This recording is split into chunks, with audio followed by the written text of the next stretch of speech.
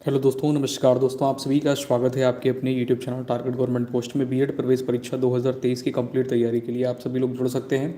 नीचे दिए गए रेड कलर की सब्सक्राइब बटन दबा करके और बगल में दिए गए घंटी दबा लें, ऑल पे क्लिक कर लें, जिससे कि आने वाले सारे वीडियोस लेटेस्ट नोटिफिकेशन आपको समय से मिल पाए।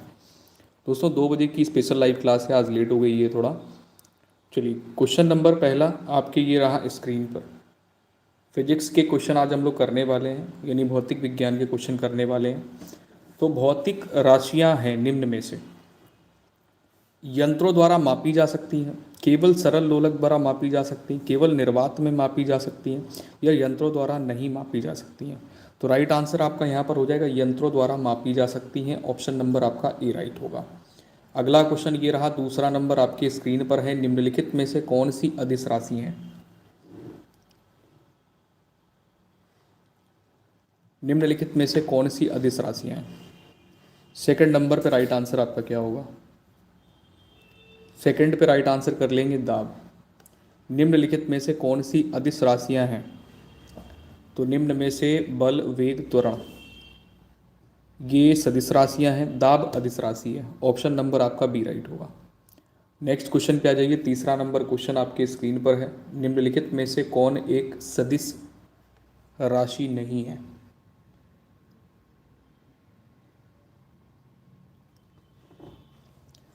तीसरे नंबर पे राइट आंसर हो जाएगा गति, जो कि अदिश राशि है, सदिश राशि नहीं है। अगला क्वेश्चन यहाँ पे चौथा नंबर आपके स्क्रीन पर है। बल की एसआई यूनिट क्या है? बल की एसआई यूनिट क्या है? बल की एसआई यूनिट क्या है निम्न में से? तो बल की एसआई यूनिट है न्यूटन। Newton Newton. अगला क्वेश्चन ये रहा, त्वरण। त्वरण का मात्रक क्या होता है? त्वरण का मात्रक क्या होता है? पाँचवें नंबर पे मीटर पर सेकंड स्क्वायर होता है। क्या होता है? मीटर पर सेकंड स्क्वायर।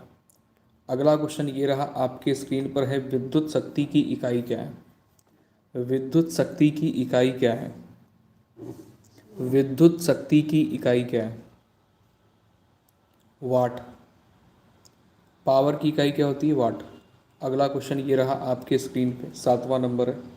यहाँ पर कह रहा किसी पदार्थ की प्रतिरोधकता किस इकाई यूनिट अभिव्यक्त की जा सकती है? कह रहा है कि बताइए किसी पदार्थ की जो प्रतिरोधकता है रो, ये किस इकाई में अभिव्यक्त की जा सकती है? तो ये ओम सेमी में, ओम सेमी में अभिव्यक्त की जा सकती है। नेक्स्ट क्वेश्चन पे आ जाइए। अगला क्वेश्चन ये रहा आपके स्क्रीन पर है। पारसेक इकाई है, पारसेक इकाई है दूरी की, समय की, प्रकाश की, चमक की, या फिर चुंबकीय बल की? आठवें पे राइट आंसर कर लेंगे दूरी की। अगला क्वेश्चन ये रहा आपके स्क्रीन पर है, नवा नंबर। दाब का मात्रक है, दाब का मात्रक है, दाब का मात्रक।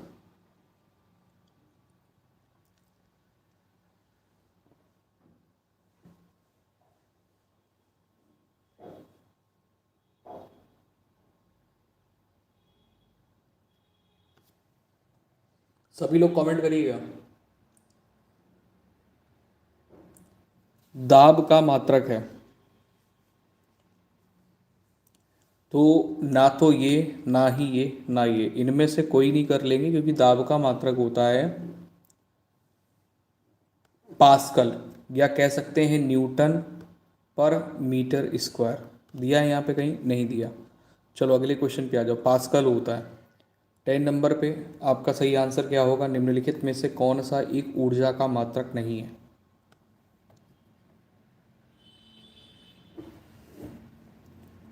10वें नंबर पे राइट आंसर क्या करेंगे? ऑप्शन नंबर कर लेंगे डी, किलोग्राम मीटर पर सेकंड स्क्वायर।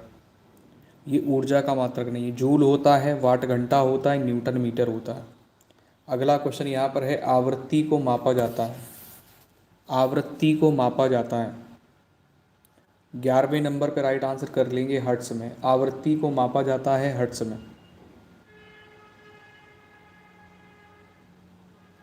नेक्स्ट क्वेश्चन पे आ जाइए। अगला क्वेश्चन यहाँ पे 12वां नंबर आपके स्क्रीन पर है। आपेक्षिक घनत्व का मात्रक क्या है? आपेक्षिक घनत्व का मात्रक क्या है निम्न में से? तो आपेक्षिक घनत्व का मात्रक निम्न में से कौन सा है, बताएंगे? आपेक्षिक घनत्व का मात्रक,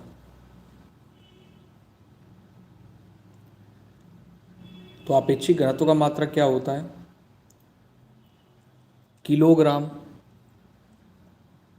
मीटर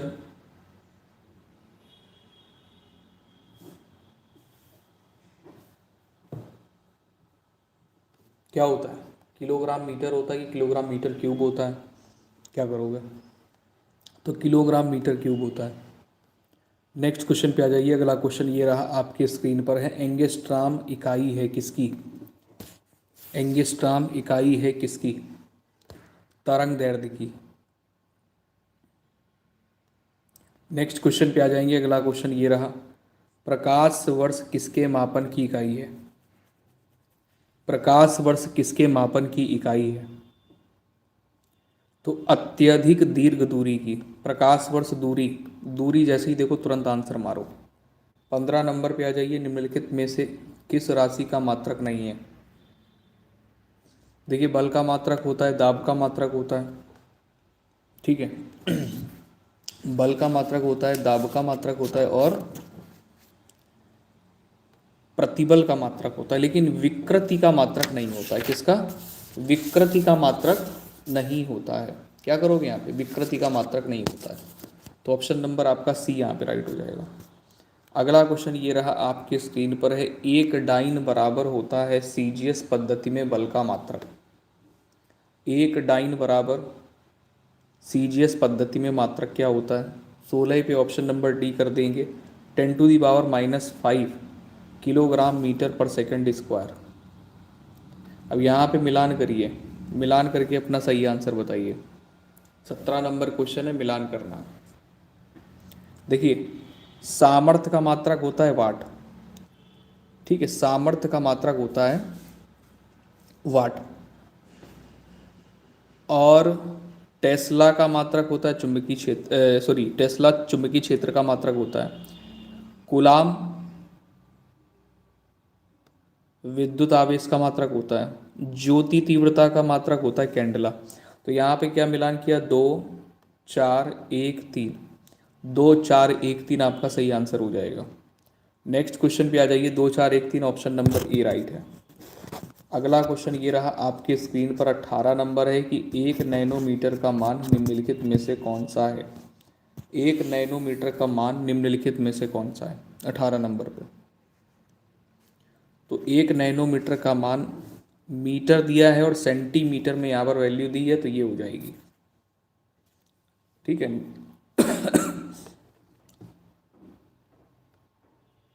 मीटर में ये होती है, सेंटीमीटर में ऑप्शन नंबर ए राइट करेंगे। थोड़ा सा गला ठीक नहीं है इस समय, इसलिए क्लास प्रॉपर अच्छे से नहीं हो पा रही है।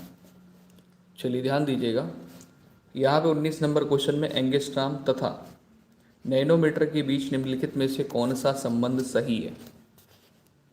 तो यहाँ पर कर लेंगे 1 नैनोमीटर बराबर 10 एंगस्ट्राम। अगला क्वेश्चन ये रहा, सूर्य का प्रकाश पृथ्वी तक पहुँचता है। सूर्य का प्रकाश पृथ्वी तक पहुँचता है 8 मिनट में।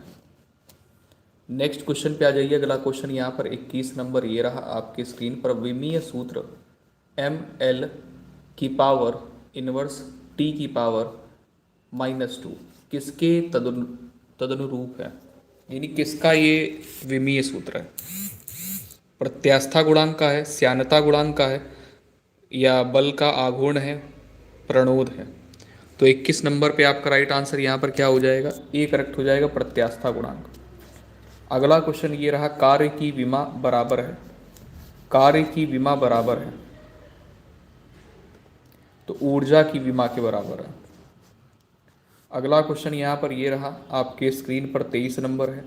वह भौतिक राशि जो कभी भी ऋणात्मक नहीं हो सकती। दूरी कभी भी ऋणात्मक नहीं हो सकती है। वेग हो सकता है, बल हो सकता है, त्वरण हो सकता है, लेकिन दूरी कभी भी ऋणात्मक नहीं हो सकती। 24 पे आ जाइए। यदि वस्तु समान समय में असमान दूरी तय करती है तो कहा जाता है कि उसकी गति खाली जगह है। उसकी गति भी असमान होगी। अगला क्वेश्चन ये रहा आपके स्क्रीन पे 25 नंबर है।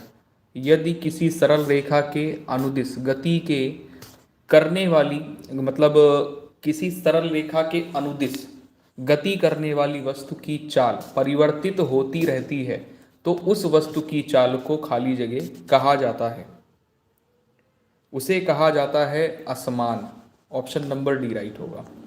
अगला क्वेश्चन 26 नंबर ये रहा आपके स्क्रीन पर है। समय के साथ विस्थापन में परिवर्तन की दर को कहा जाता है। समय के साथ विस्थापन की जो दर होती है, विस्थापन में जो परिवर्तन होता है, इसकी दर को क्या कहते हैं? इसकी दर को वेग कहते हैं। समय के साथ विस्थापन में परिवर्तन की दर को वेग कहते हैं। अगला क्वेश्चन यहाँ पे 27 नंबर ये रहा। किसी वस्तु की खाली जगह सरल रेखी गति के दौरान किसी भी समयांतराल में वस्तु के वेग में परिवर्तन शून्य होता है तो एक समान सरल रेखी गति के दौरान किसी भी समयांतराल में वस्तु के जो वेग में परिवर्तन होगा वो शून्य होगा, क्योंकि एक समान सरल रेखी गति चल रही है। ठीक है, तो वहां पर वेग में परिवर्तन ही नहीं होगा, शून्य होगा परिवर्तन। मंदन किसे कहते हैं? मंदन किसे कहते हैं? ऋणात्मक त्वरण को मंदन कहा जाता है। ध्यान देना 28 नंबर पे, ऋणात्मक त्वरण अगर ए की वैल्यू माइनस में है तो उसे मंदन कहते हैं। अगला क्वेश्चन 29 नंबर आपके स्क्रीन पर है। यहां पर आपसे कह रहा है यदि एक पिंड एक समान वेग से गति करता है तो निम्नलिखित कथनों में से कौन सा एक कथन सही नहीं है? 29 नंबर पे राइट आंसर क्या कर लोगे भाई? उसका विस्थापन समय के साथ रैखिक रूप से बढ़ता है। क्या होगा? यदि एक पिंड एक समान वेग से गति करता है, गतिमान है, तो निम्नलिखित कथनों पर कौन सा कथन सही नहीं होगा? जो यहाँ पर दिया गया है कि विस्थापन समय के साथ रैखिक रूप से बढ़ता है, ये पॉइंट गलत है। उसकी गति एक सरल रेखा पर होगी, उसकी चाल समय के साथ बदलती है, उसका त्वरण शून्य होगा। अगला क्वेश्चन 30 नंबर ये रहा। कह रहा यदि वस्तु का त्वरण समान रूप से परिवर्तित हो रहा है, वस्तु का त्वरण समान रूप से परिवर्तित हो रहा है, तो इसका अंतिम वेग बराबर होगा किसके? अंतिम वेग किसके बराबर होगा? इसका जो अंतिम वेग है वो बराबर होगा औसत के दोगुने और प्रारंभिक वेग के अंतर के। नेक्स्ट क्वेश्चन पे आ जाइए। औसत वेग के दोगुने से प्रारंभिक वेग के अंतर। गति का द्वितीय समीकरण खाली जगह के बीच संबंध प्रदान करता है। गति का जो द्वितीय समीकरण है किसके बीच में संबंध स्थापित करता है? तो ये संबंध दिखाता है स्थिति और समय के बीच में। अब ये रहा आपके स्क्रीन पर। गति के समीकरणों के संबंध में निम्नलिखित में से कौन सा गलत है?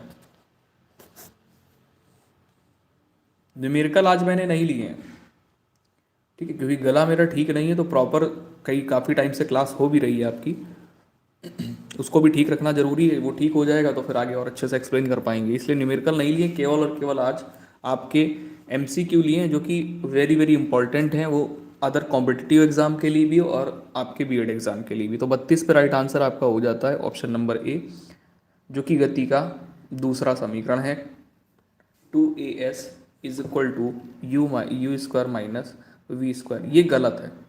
सही क्या होता है? सही यहाँ पर होता है V square minus U square, ये सही होता है, जो कि यहाँ पर दिया गया, ये सही है।